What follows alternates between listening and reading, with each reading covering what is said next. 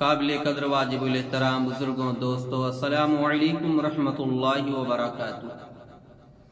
الحمدللہ رب العالمین والعاقبۃ للمتقین والصلاة والسلام علی رسولہ الکریم، اما بعد فاعوذ باللہ من الشیطان الرجیم، بسم اللہ الرحمن الرحیم۔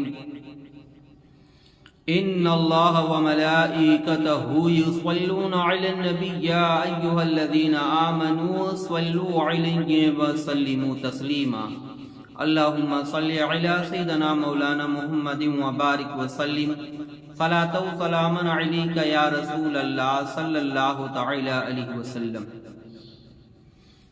میرے ایک بھائی نے سوال کیا کہ بال کس طرح رکھنا چاہیے، سنت رسول کیا تھے، ہمارے آقا صلی اللہ تعالی علیہ وسلم کس طرح بال مبارک رکھتے تھے، اور مسلمانوں کو وہی کام کرنا چاہیے جس سے اللہ اس کے رسول راضی رہیں۔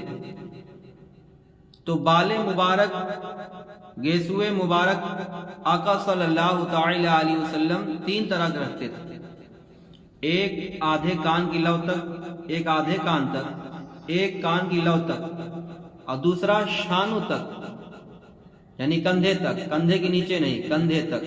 تین طرح کے بال رکھنا سنت ہے۔ اب آئیے وقت کو ضائع کیے بغیر حدیث کا حوالہ آپ کے گوشے گزار کروں۔ ترمذی کی حدیث شریف ہے کہ اللہ کے رسول صلی اللہ تعالی علیہ وسلم فرماتے ہیں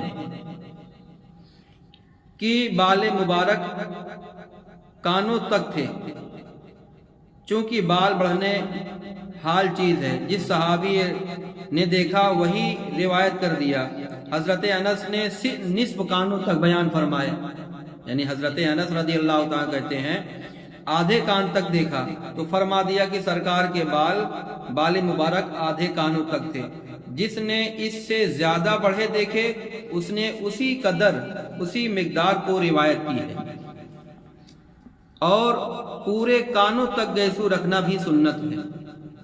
حضرت برہ بن عازب رضی اللہ تعالی عنہ فرماتے ہیں کہ میں سلطان مدینہ صلی اللہ تعالی علیہ وسلم کا قد مبارک درمیانہ تھا، دونوں مبارک شانوں کے درمیان فاصلہ تھا، اور آپ کے گیسوئے مبارک یعنی بال مبارک مقدس کانوں کو چومتے تھے۔ سبحان اللہ، یعنی کانوں کے چومتے تھے، یعنی یہاں تک۔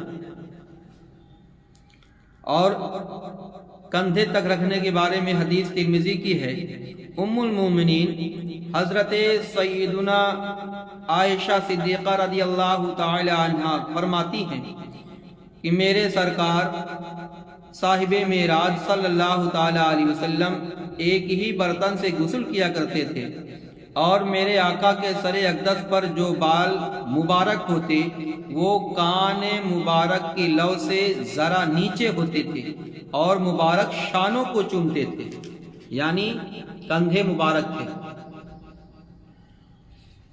تم پیارے اسلام بھائیو، ہمیں بھی چاہیے کہ وہ کام کریں جس سے اللہ اس کے رسول راضی رہے۔ مسلمانوں اور انگلش بال، اللہ اللہ، مسلمان اور انگلش بال رکھے انگریزوں کی طرح۔ حدیث مبارکہ سے بخوبی معلوم ہوا کہ ہمارے آقا صلی اللہ تعالی علیہ وسلم ہمیشہ اپنے سر اقدس پر پورے بال ہی بال رکھتے۔ آج کے ماڈرن مسلمانوں کی طرح چھوٹے چھوٹے بال یعنی انگلش کٹ بال کبھی نہ رکھتے۔